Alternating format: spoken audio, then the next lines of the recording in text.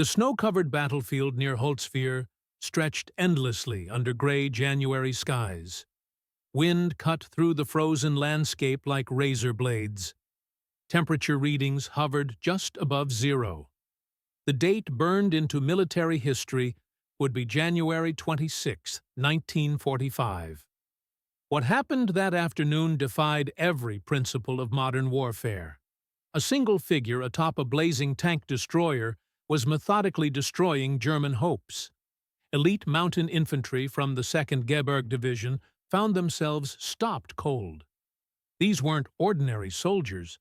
They were hardened veterans brought specifically from Norwegian campaigns. Behind enemy lines sat 6 armored vehicles. Panzerwerfers and tank destroyers that had rolled across Europe now sat motionless. Their crews watched in disbelief. Infantry support was being cut down systematically. One American was doing what seemed impossible. The mathematics told a grim story. 40 exhausted Americans faced 250 elite German mountain troops, plus 6 tanks. Every military manual said this position would fall within minutes. Instead, for 60 impossible minutes, one second lieutenant would rewrite combat doctrine forever. That burning tank destroyer became the stage where Audie Murphy proved courage has no mathematical limits. Murphy's journey to that frozen battlefield began in the cotton fields of Hunt County, Texas. Born June 20, 1925, to impoverished sharecroppers, his earliest memories were of hunger and responsibility. The 6th child among 12 siblings, Murphy learned survival before most children learned to read. His father disappeared when Murphy reached 12. His mother succumbed to endocarditis and pneumonia in 1941. At 16, Murphy became the family's primary provider. Empty stomachs and unpaid bills shaped every decision. Hunting wasn't recreation for young Murphy. It was survival arithmetic. Each bullet represented money the family couldn't spare. Each missed shot meant children going hungry. Under such pressure, the boy developed marksmanship that would later terrorize German soldiers across 3 countries. Monroe Hackney, their neighbor, remembered Murphy's deadly accuracy. The boy could drop a running rabbit at 50 yards using a rifle most people couldn't hit barns with. Every shot had to count. Family survival depended on it. Pearl Harbor's attack offered Murphy an escape route. Military service meant steady pay, regular meals, and money to send home. But even joining the Army proved challenging for the undersized teenager. Standing 5 feet 5 inches and weighing barely 110 pounds, Murphy faced rejection after rejection. Marines wouldn't take him. Navy turned him away. Paratroopers said he was too small. Finally, regular Army infantry accepted him on June 30, 1942, after his sister Karen provided falsified documents claiming he was 18. Private David McClure went through basic training with Murphy at Camp Walters, Texas. Everyone thought he was a mascot initially. This kid looked about 14 and weighed nothing. Drill sergeants tormented him mercilessly. They called him Baby. But something changed when he touched a rifle. Those baby blue eyes turned cold as winter. He never missed. Not once. Murphy's transformation from farm boy to lethal warrior began during Sicily's invasion in July 1943. Company B, 15th Infantry Regiment, 3rd Infantry Division, landed at Licata with Patton's 7th Army. In Sicily's mountains, Murphy discovered something that would haunt him forever. He possessed an exceptional talent for killing. Rural upbringing had taught him to move silently. He understood terrain instinctively. His shooting was quick and deadly accurate. Near Palermo, when machine gun fire pinned his unit down, Murphy worked around the enemy position alone. He eliminated the crew with grenades, then turned their weapon on retreating forces. Captain Paul Harris recommended him for the Bronze Star. His report stated this soldier displays natural combat aptitude extraordinary in one so young and inexperienced. Italy's campaign transformed Murphy from capable soldier to legendary warrior. At the Volturno River crossing in October 1943, Murphy held off German counterattacks single-handedly after his squad was decimated. Using a borrowed sniper rifle, he killed 5 Germans at ranges exceeding 300 yards. This action earned him the Distinguished Service Cross. Staff Sergeant William Paulson described Murphy's combat methodology as terrifying in its coldness. Murphy didn't fight angry. He fought calculated, like solving arithmetic problems. See a German? Eliminate the German, move to the next German. No emotion, no hesitation, just deadly efficiency. At Anzio, that blood-soaked beachhead Churchill called the Wildcat, Murphy earned his first Silver Star. He destroyed a German tank with a bazooka at point-blank range. By August 1944's invasion of southern France, Murphy had survived Sicily, Salerno, Anzio, and Rome. 2 wounds, multiple decorations, and a reputation that terrified both Americans and Germans. During the drive through southern France, when his lieutenant died in an ambush near Montélimar, Sergeant Murphy assumed platoon command. With 18 men against a German company exceeding 100, Murphy held a critical crossroads for 2 hours. He personally accounted for 15 enemy dead. His leadership earned him a battlefield commission to second lieutenant on October 14, 1944. By January 1945, approaching the Colmar Pocket, Murphy was no longer the baby-faced recruit from 1942. Combat had aged him beyond his 19 years. Most of his original companions were dead or wounded. He had personally killed over 100 enemy soldiers. The Colmar Pocket represented everything horrible about winter warfare. An 850-square-mile German bridgehead west of the Rhine, it was the last French soil the Wehrmacht controlled. Hitler ordered it held at all costs. Germans reinforced it with their best remaining units, including the 2nd Mountain Division specially trained for Norwegian winter combat. Company B's situation was desperate. 5 days of fighting before January 26th had cost them 102 men wounded and all officers except Murphy killed or evacuated. From full strength of 187 men, they were down to 40 effectives. Murphy fought with a leg wound from shrapnel received 2 days earlier, though he told no one. Private Anthony Abramsky described their condition as finished. Most hadn't slept in 3 days. They survived on cold K rations when they could eat at all. Half the men suffered frostbite. Machine guns froze up regularly. All night they tried digging foxholes, but the ground was iron hard. When dawn revealed their positions strung along the forest edge with open fields ahead, they knew they were sitting ducks. January 26, 1945, dawned gray and bitter. Temperature hovered around freezing with wind that cut through the heaviest overcoats. Snow lay 3 feet deep in places, though constant artillery had churned much battlefield into a moonscape of frozen mud and ice. Company B held positions along the Bois de Riedvier forest edge, looking across nearly a mile of open ground toward German-held Holtzvier village. Murphy positioned his depleted company as best possible. 2 M10 tank destroyers provided his only anti-tank capability. Infantry spread thin along the wood line. He established his command post in a drainage ditch, providing some protection and good observation of approaching ground. Field telephone lines connected him to supporting artillery batteries, his only real hope of stopping a determined attack. German attack began with artillery barrage at 1300 hours. Tree bursts exploded in treetops, showering Company B's positions with deadly fragments. The barrage lasted 30 minutes, though to men enduring it, seemed like hours.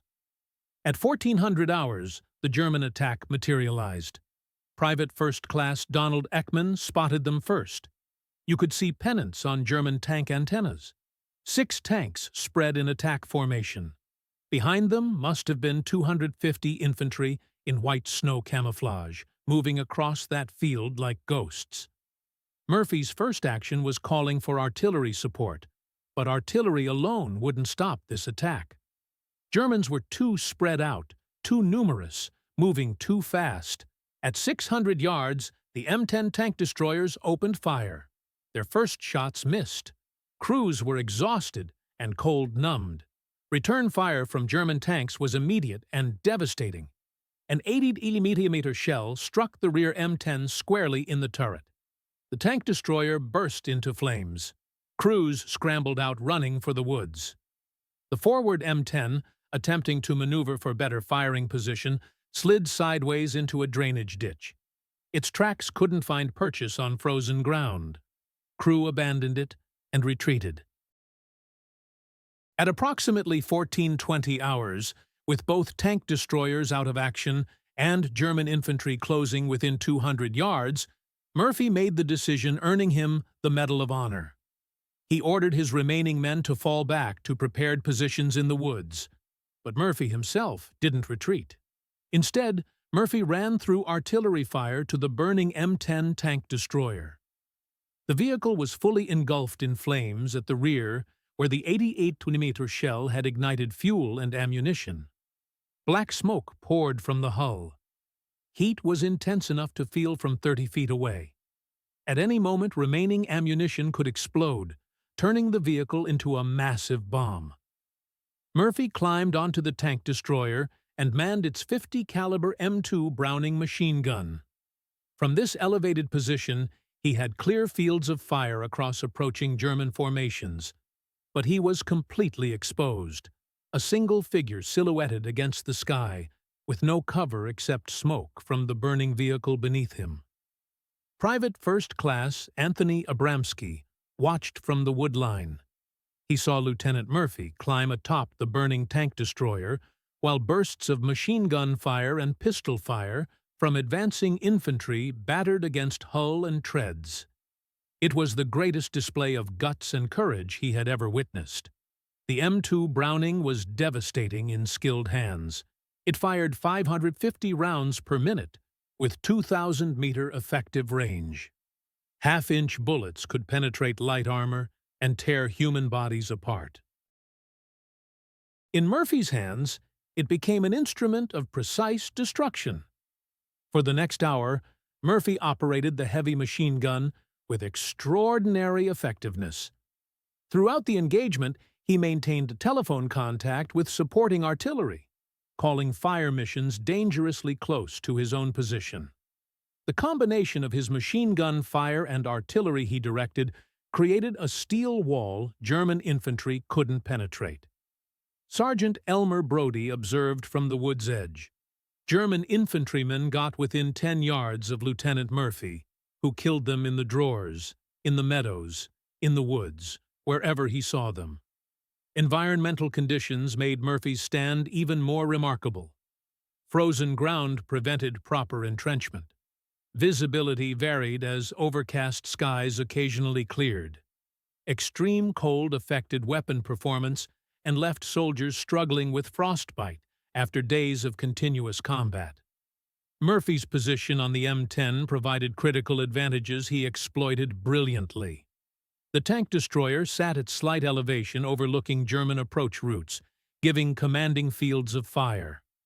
The 50 caliber's 2,000-meter effective range meant he could engage targets at maximum distance, while the burning vehicle's smokescreen prevented accurate German return fire. German forces found themselves in an impossible tactical situation. Their tanks, expecting to overwhelm the weakened American position, discovered they couldn't advance without infantry support. Support that Murphy was systematically destroying. Their doctrine emphasized combined arms operations, and without infantry to protect them from close assault, tanks were forced to withdraw rather than risk isolation. Technical Sergeant Morris Wald observed through binoculars from battalion command post. Murphy's fire was incredibly effective. He wasn't spraying bullets. Every burst was aimed. He was picking off German infantry like at a shooting gallery. He saw Murphy cut down an entire squad trying to flank their position. At approximately 1,500 hours, after 40 minutes of continuous firing, Murphy's ammunition began running low. The barrel glowed red from heat. The burning tank destroyer beneath him was settling into the ground as tracks and road wheels melted. German infantry had worked within 10 yards of his position. Private Charles Owen recalled hearing the lieutenant's .50 starting to slow down. He was running out of ammunition. Some Germans must have figured it out because they started rushing forward. Murphy grabbed his carbine and started picking them off with that. At approximately 1,510 hours, with ammunition nearly exhausted, and German infantry closing within 10 yards, Murphy made the battle's most desperate call. He ordered artillery to fire directly on his position. The forward observer, Lieutenant Walter Weiss-Fenning, initially refused, knowing it meant certain death for Murphy. But Murphy insisted. He was giving a direct order: fire on his position. Now. The first shells landed within 50 yards of the burning tank destroyer. Explosions threw frozen earth and shrapnel in all directions. German infantry caught in the open were torn apart. But Murphy, exposed atop the vehicle, was also in the impact zone. Shrapnel tore through his leg, his second wound of the day, but he continued firing his few remaining rounds. The combination of Murphy's direct fire and artillery barrage broke the German attack.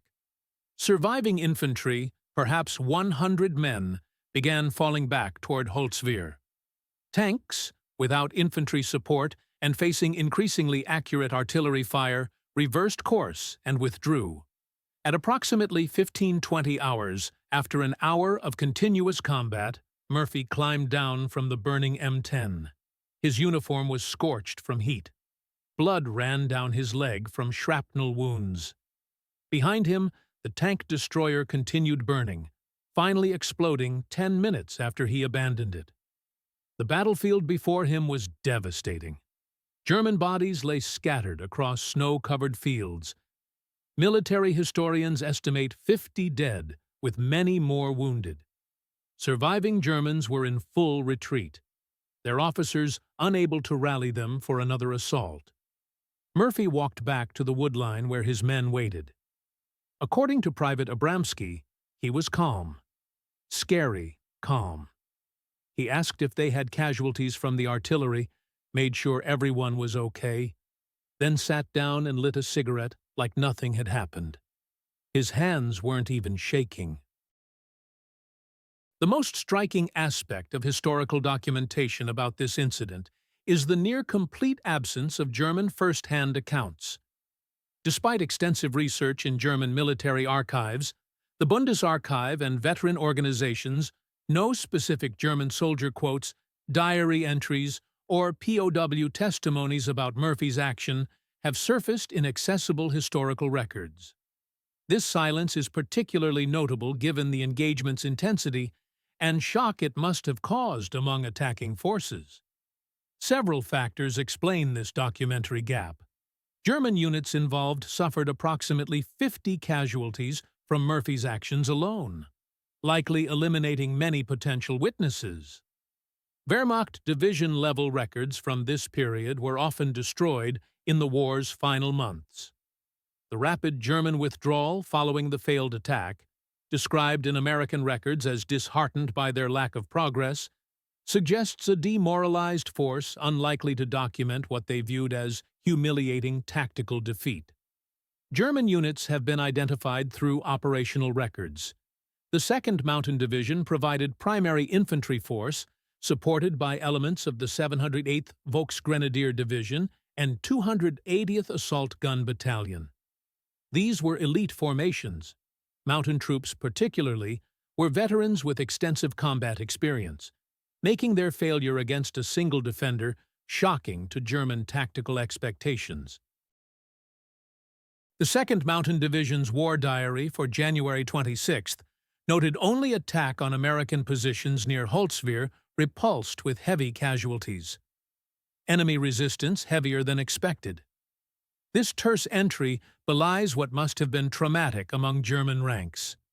Elite mountain troops who had fought in Norway, Finland, and the Eastern Front had never encountered anything like this. A single soldier who seemed immune to fear, fatigue, and basic human instinct for self-preservation. Post-war German military analysis included the battle in their study, Defense Against Superior Forces, published in 1965. The analysis identified several factors contributing to their defeat. Overconfidence based on numerical superiority. Tactical inflexibility when initial assault was stopped. Failure of combined arms when tanks and infantry failed to coordinate effectively. German forces never attempted another attack on Company B's position. That night, under darkness cover, they withdrew from the sector entirely. Elite mountain troops, specifically brought from Norway for this offensive, soldiers who had never retreated in 4 years of war, withdrew without orders from their corps commander. The psychological impact of being stopped by a single American soldier was more devastating than physical casualties. Murphy's stand at Holtzvier had consequences far beyond immediate tactical victory. The successful defense enabled the 3rd Infantry Division to maintain its hold on the critical Bois de Riedvier forest, which dominated approaches to Holtzvier village. German failure to break through meant the Colmar Pockets days were numbered. Holtzvier itself fell to the 30th Infantry Regiment the following day, January 27, 1945. Within weeks, the entire German bridgehead west of the Rhine had been eliminated, removing 50,000 German troops from the war and freeing Allied forces for the final assault into Germany. The engagement demonstrated that even elite German formations could no longer overcome determined American resistance, regardless of numerical superiority. General Jean de Lattre de Tassigny, commander of the French First Army, recognized the importance. The defense of Holtzvier approaches by the American 3rd Division, particularly Lieutenant Murphy's extraordinary action, broke the back of German resistance in Alsace. Tactical lessons from Murphy's stand, particularly the effectiveness of combined artillery and automatic weapons in defense, influenced American tactical doctrine for the remainder of the European campaign. French recognition came through the 3rd Infantry Division being granted the right to wear the French fourragère. In 2000, a memorial was erected at the battle site, ensuring French citizens would remember the young American who helped liberate their homeland. The official Medal of Honor citation presented by Lieutenant General Alexander Patch on June 2, 1945 provides the military's formal recognition of Murphy's achievement. The citation's language, typically understated in military documents, struggles to capture the action's extraordinary nature. He was alone and exposed to German fire from 3 sides, but his deadly fire killed dozens of Germans and caused their infantry attack to waver. For an hour, the Germans tried every available weapon to eliminate 2nd Lieutenant Murphy, but he continued to hold his position. The awards ceremony near Salzburg, Austria, brought together surviving members of the 3rd Infantry Division to witness their comrade receive the nation's highest military honor. Brigadier General Ralph Lovett and Lieutenant Colonel Hallett Edson, who had recommended Murphy for the medal, emphasized that Murphy's action had saved Company B from certain destruction and enabled the division to hold critical terrain. Murphy's reluctance to view his actions as heroic remained consistent throughout his life. When asked why he had climbed onto the burning tank destroyer, his response was characteristically direct. "They were killing my friends." It was not a heroic act. He figured if one man could do the job, why risk others' lives? Murphy's post-war struggle with what was then called battle fatigue, now recognized as PTSD, makes his story particularly relevant to modern understanding of combat's psychological toll. He suffered from chronic insomnia, recurring nightmares, and hypervigilance that led him to sleep with a loaded pistol under his pillow. Eventually, he moved to sleeping in his garage with lights on, unable to tolerate darkness that reminded him of night combat. He remembered the experience as if it were a nightmare. A demon seemed to have entered his body. Murphy wrote about his combat experiences. His willingness to speak publicly about these struggles led to legislation creating the Audie Murphy Memorial VA Hospital in San Antonio in 1973, 2 years after his death in a plane crash at age 45. Murphy's first marriage to Wanda Hendricks lasted only 16 months, destroyed by his PTSD episodes. Hendricks later described him as two people. During the day, he could be charming, funny, generous, but at night he became someone else. He'd patrol the house with a loaded gun. He'd sleep in the garage with lights on because darkness reminded him of night patrols. Despite his own struggles, Murphy became an early advocate for veterans suffering combat-related psychological injuries. In 1966, he wrote for the Saturday Evening Post. He couldn't remember when he didn't have nightmares. They became part of his life, like breathing. But he was lucky. He could afford doctors, medication, therapy. What about veterans who couldn't? What about thousands coming back from Vietnam with the same problems? Murphy's effectiveness at Holtzvier was amplified by the weapon systems he employed. The M2 Browning 50 caliber machine gun, designed by John Browning in 1918, was arguably the finest heavy machine gun of World War II. Its 50 BMG cartridge could penetrate 1 inch of armor plate at 100 yards. Each round had devastating effects on human targets. The bullet's energy of over 13,000 foot-pounds at the muzzle could literally tear a human body apart. The M10 tank destroyer carried 51 rounds of 3-inch ammunition in its hull, along with 1,000 rounds of 50 caliber ammunition and 300 gallons of gasoline.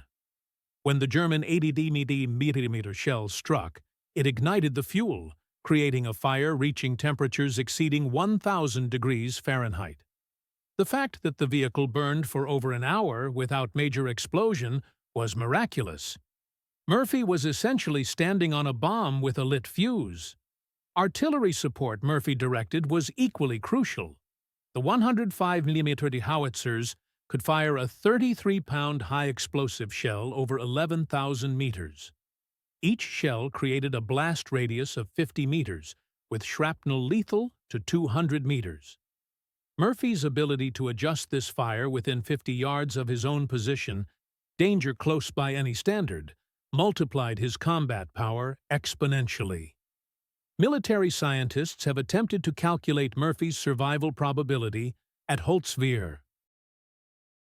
Given the German forces engaged, 250 infantry with rifles and machine guns, plus 6 tanks with main guns and coaxial machine guns, approximately 10,000 rounds were fired at Murphy's position during the 1-hour engagement.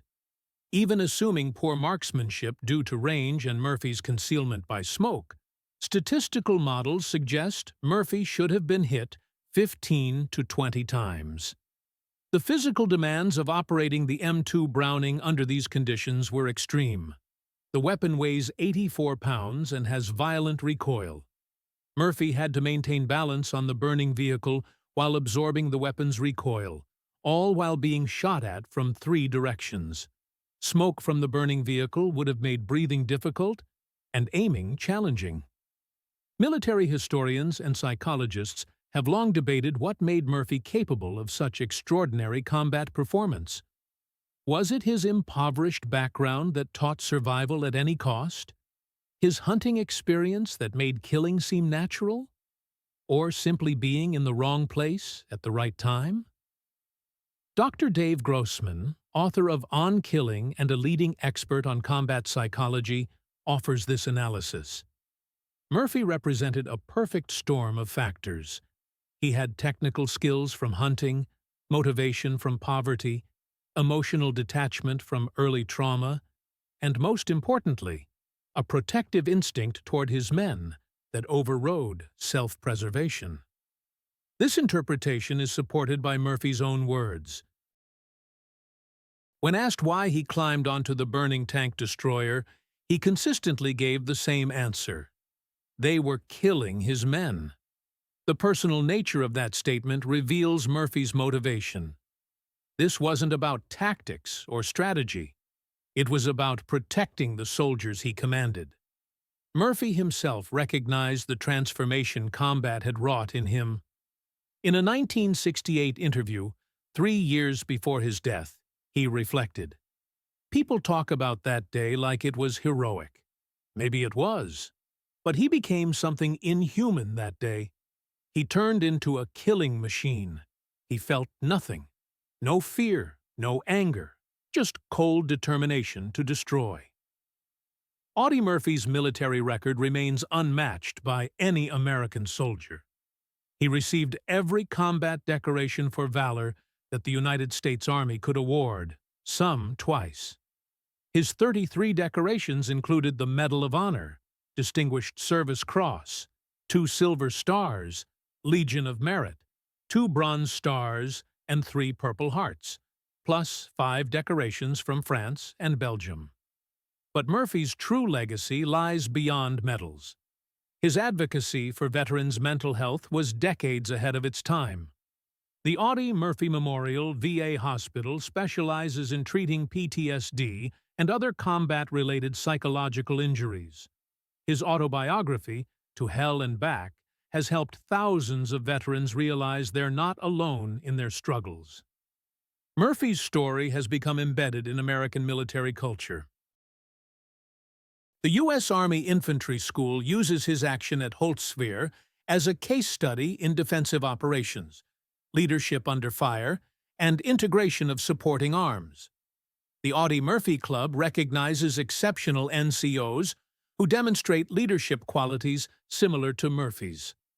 Master Sergeant Ronald Johnson, president of the Fort Hood Audie Murphy Club chapter, explains the continuing relevance. Every generation of soldiers needs heroes, examples of what's possible when ordinary people face extraordinary circumstances.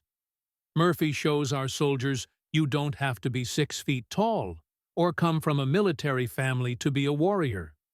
You just have to care more about your buddies than yourself. Military professionals often debate whether Murphy's stand could be replicated in modern warfare. Technology has fundamentally changed combat. Satellites, drones, precision munitions have created a transparent battlefield where individual heroics seem impossible. Yet recent conflicts suggest otherwise. In Afghanistan and Iraq, American forces repeatedly witnessed individual soldiers performing extraordinary acts reminiscent of Murphy. Staff Sergeant David Balavia's house-to-house fighting in Fallujah. Sergeant First Class Paul Smith's machine gun stand in Baghdad. All echo Murphy's willingness to face impossible odds. General Stanley McChrystal, former commander of Joint Special Operations Command, argues technology changes war's character but not its nature. War ultimately remains a contest of human wills. What Murphy demonstrated at Holtzvier, the willingness of one person to say no further, regardless of odds, that's timeless. At the U.S. Army's Maneuver Center of Excellence, Murphy's action teaches several critical concepts: the importance of position, integration of fires, the psychological dimension of combat. Murphy understood that killing enemy soldiers wasn't enough. He had to break their will to fight. His relentless, accurate fire convinced Germans that advancing meant certain death. While the world celebrated Murphy as America's most decorated soldier, the young Texan was fighting a different war, one against demons that followed him home. The man who had shown no fear atop a burning tank destroyer was terrified of darkness in his own mind. Murphy's widow, Pamela Murphy, who married him in 1951 and remained with him until his death in 1971, provided unique insights. Audie carried invisible wounds that never healed. He'd wake up screaming, reliving battles from 20 years earlier, but he never stopped trying to help other veterans. The war never ended for Audie, but he turned his pain into purpose. This transformation of trauma into advocacy created lasting change. Murphy's public discussion of PTSD helped establish recognition that combat stress was a legitimate medical condition requiring treatment, not a sign of weakness or cowardice. His advocacy helped thousands of veterans seek help they might otherwise have been too ashamed to request. On January 26, 1945, Second Lieutenant Audie Leon Murphy proved that one determined individual could stop an army. His stand at Holtzvier shattered German assumptions about American soldiers. These weren't the soft, pampered boys of Nazi propaganda.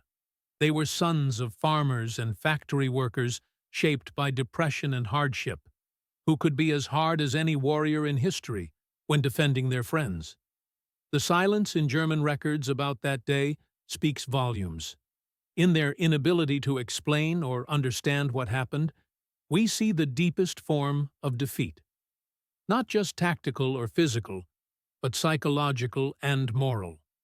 They had met someone who was simply better at war than they were, and that recognition broke something fundamental in their warrior identity. Today, the field outside Holtzvier is peaceful farmland again. Battle scars have healed, shell craters filled in, blood washed away by decades of rain. But on January 26th each year, a small ceremony is held at the memorial marking Murphy's stand. French citizens, American veterans, and occasionally elderly Germans gather to remember the day one American soldier proved courage has no limits. Murphy's story reminds us that heroism isn't about being fearless. Murphy was terrified by his own admission. It's about acting despite that fear when others depend on you. It's about making a stand when retreat would be easier. It's about becoming for one crucial moment larger than yourself. In the end, that's why Germans were shocked when one American soldier held off 250 Germans for over an hour. Alone. They had encountered something military science couldn't explain, tactical doctrine couldn't counter, overwhelming force couldn't overcome. The unconquerable human spirit embodied in a 110-pound Texan who would rather die than let his friends be killed. His stand at Holtzvier remains eternal testimony that one person at the right place and right time with the right motivation can change everything. The boy who hunted rabbits to feed his family became the man who stopped an army to save his friends. In war, as in life, that transformation from ordinary to extraordinary remains the most shocking truth of all. The frozen fields of Holtzvier witnessed something that military theorists still struggle to explain. How does one man stop an army? The answer lies not in tactics or technology, but in something far more fundamental: the willingness to sacrifice everything for those who depend on you. That lesson transcends any single battle, any single war, any single generation. Murphy's legacy continues to inspire soldiers today because it represents the best of what humans can become when everything depends on their actions. The farm boy from Texas, who became America's most decorated soldier, proved that heroism isn't about size or strength or even skill. It's about heart. It's about refusing to quit when quitting would doom those you're sworn to protect. On that bitter January afternoon in 1945, Murphy climbed onto a burning tank destroyer not because he wasn't afraid, but because his men needed him to be brave. That simple truth, that willingness to put others before self, remains the foundation of all military service. It's why his story will never grow old, why each new generation of soldiers finds inspiration in his example. The German mountain troops who retreated from Holtzvier that day had encountered something they couldn't defeat. Not superior weapons or tactics, but superior spirit. They had met a soldier who simply wouldn't quit, wouldn't retreat, wouldn't abandon his post, no matter the odds. In that encounter, they discovered the limits of what force alone can accomplish. Military power, Murphy proved that day, ultimately rests not on numbers or equipment, but on the human will to fight. One man with sufficient motivation and skill could indeed stop an army, could change the course of battle, could alter the trajectory of history itself. His stand at Holtzvier remains proof that in the final analysis, wars are won not by machines, but by the hearts of those who operate them. The boy who learned to shoot rabbits to feed his hungry siblings had become the man who used those same deadly skills to save his soldiers. From the cotton fields of Texas to the frozen battlefields of France, Murphy's journey illustrates how ordinary people can achieve extraordinary things when circumstances demand it. His story continues to remind us that heroes aren't born. They're made by the choices they make when everything hangs in the balance.